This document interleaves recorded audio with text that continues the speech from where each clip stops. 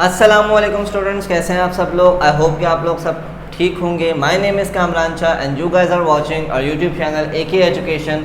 So today we are going to study class 11 chemistry chapter 4 हमारे पास चल रहा है and the chapter name is state of matter gas. ठीक है, इससे पहले हम गैस लॉज पढ़ रहे हैं। बॉयल्स लॉ हमने डिस्कस कर चुके हैं, चार्ल्स लॉ भी हमने डिस्कस कर लिया था, उसके कुछ एक आध न्यूमेरिकल भी किए थे, बहुत सिंपल लॉ हैं। उसके बाद जो लास्ट और थर्ड लॉ है हमारा वो है एवोगाड्रोस लॉ। ठीक है, और एवोगाड्रोस लॉ के बाद इंशाल्लाह हम आइडियल गैस इक्वेशन यानी कि जनरल गैस इक्वेशन करने वाले हैं। तो इस वीडियो के अंदर हमने एवोगाड्रोस लॉ को डिस्कस करना है। ये क्या बताता है लॉ, किसने पेश किया, इसके कुछ न्यूमेरिकल्स करेंगे, इसकी डेरिवेशन करेंगे, सारी चीज़ें इस वीडियो के अंदर होंगी। तो शुरू से लेकर आखिरी तक पूरी वीडियो को लाजमी देखिएगा। सबसे पहले Avogadro's law. This law was proposed by Amedeo Avogadro. ठीक है, एमिडियो एवोगाड्रो नाम का एक साइंटिस्ट था जिन्होंने एवोगाड्रो नंबर भी प्रपोज किया हुआ है, बताया हुआ है हमें। तो उन्होंने ही इस लॉ को पेश किया था and this law shows the relationship between volume and number of moles of a gas.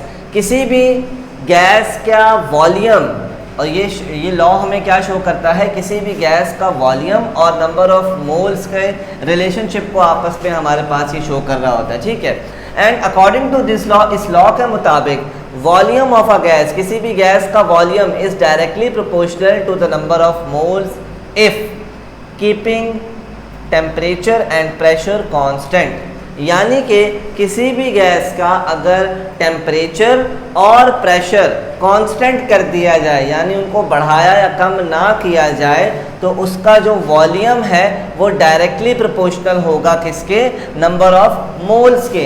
यानी अगर किसी भी गैस का टेम्परेचर और प्रेशर नॉर्मल रख दिया जाए, एक स्टैंडर्ड रख दिया जाए, उसको चेंज ना किया जाए, कांस्टेंट रख दिया जाए, तो हमारे पास गैस का वॉल्यूम और जो नंबर ऑफ मोल्स हैं वो डायरेक्टली प्रोपोर्शनल हो जाएंगे। यानी कि अगर आप वॉल्यूम बढ़ाएंगे तो हमारे पास नंबर ऑफ मोल्स भी बढ़ेंगे, और वॉल्यूम अगर घटाएंगे तो नंबर ऑफ मोल्स भी घटेंगे। ठीक है, ये आपस में इनका क्या रिलेशनशिप है, डायरेक्टली प्रोपोर्शनलशिप का इनका रिलेशनशिप है। अगर आप वॉल्यूम बढ़ाएंगे तो नंबर ऑफ मोल्स भी बढ़ेगा, अगर आप वॉल्यूम घटाएंगे तो नंबर ऑफ मोल्स भी घट जाएगा। लेकिन एक कंडीशन है कि अगर हमें टेम्परेचर को, प्रेशर को कांस्टेंट रखना है। ठीक है, तो सबसे पहले अगर हम मैथमेटिकली देखें तो वॉल्यूम हमारे पास डायरेक्टली प्रोपोर्शनल होता है according to Avogadro's law.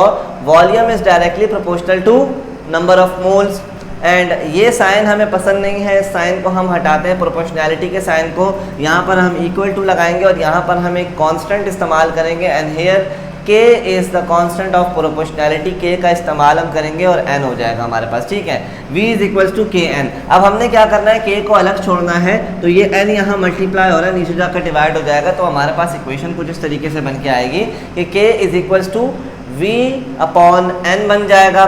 Derivation अगर हम करते हैं इसकी, तो फॉर इनिशियल स्टेट, ठीक है, इनिशियल स्टेज पर हमारे पास K is equal to V1 upon N1। ये हमारे पास इनिशियल स्टेज के लिए वैल्यू आ गई, ये पहली इक्वेशन है। और फॉर फाइनल स्टेज के लिए K की वैल्यू हमारे पास होगी K is equals to V2 upon N2, और ये दूसरी इक्वेशन है हमारे पास। अगर हम इन दोनों इक्वेशंस को क्या कर दें, कंपेयर कर दें, इक्वेशन 1 और 2 को अगर हम कंपेयर कर दें, तो फार्मूला जो हमारे पास बन के आएगा, जिसके थ्रू हम न्यूमेरिकल्स करेंगे, वो होगा V1 upon N1 is equals to V2 upon N2। V1 upon N1 is equals to V2 upon N2, ये फार्मूला हमारे पास बन के आएगा। और इसी फार्मूले के तहत हमने सारे के सारे न्यूमेरिकल्स करने हैं। बहुत सिंपल से इसके न्यूमेरिकल होते हैं, कोई इसमें मुश्किल चीज़ नहीं है। जैसे एक क्वेश्चन मैंने आपके सामने यहाँ पर जो है वो लिखा है, और क्वेश्चन ये है, if 10 moles of a gas occupy 50 dm³। अगर किसी गैस के जो नंबर ऑफ मोल्स हैं वो हमारे पास 10 मोल्स हैं, और वो कितना वॉल्यूम ऑक्यूपाई कर रही है, 50 dm³ वॉल्यूम ऑक्यूपाई कर रही है, then find out the volume of 5 moles of a gas. तो अगर गैस के मोल्स 5 कर दिए जाएंगे तो हमारे पास क्या होगा वॉल्यूम, वो हमने फाइंड आउट करना है। तो V1 हमें सबसे पहले इन्होंने क्या दिया हुआ है, वो दिया हुआ है 50 cm³।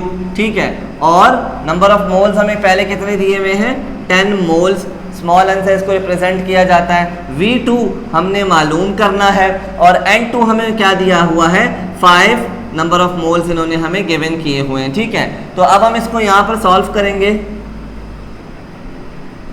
सॉल्व, फॉर्मूला लगेगा V1 upon N1 is equals to V2 upon N2। अब यहाँ पर हमें क्या मालूम करना है, V2 मालूम करना है। तो n यहाँ मल्टीप्लाई हो रहा है, सॉरी डिवाइड हो रहा है, ऊपर जाकर मल्टीप्लाई हो जाएगा। तो इक्वेशन कुछ इस तरीके से बनकर हमारे सामने आएगी कि V2 is equal to V1 multiply by N2 upon N1। अब हमने यहाँ पर वैल्यूज पुट कर देनी है। V1 की वैल्यू हमारे पास क्या है, 15 मल्टीप्लाई बाय N2 की वैल्यू हमारे पास क्या है, 5 और डिवाइड बाय N1, और N1 की वैल्यू हमारे पास क्या है, 10। तो यहाँ पर हम डिवाइड कर ले जो है इसको मल्टीप्लाई कर लेते हैं। 15 मल्टीप्लाई बाय 5 डिवाइड बाय 10। तो यहाँ पर जो आंसर हमारे पास आएगा V2 का, वो आएगा 7.5 cm³, ठीक है। सिंपल इस तरीके से आप आंसर निकाल सकते हैं। किसी भी अगर हमारे पास अगर एवोगाड्रोस लॉ के तहत अगर हमारे पास कोई न्यूमेरिकल आता है, बेसिकली बुक के अंदर ये न्यूमेरिकल नहीं था, ये न्यूमेरिकल आपको मैंने खुद से करवाया है।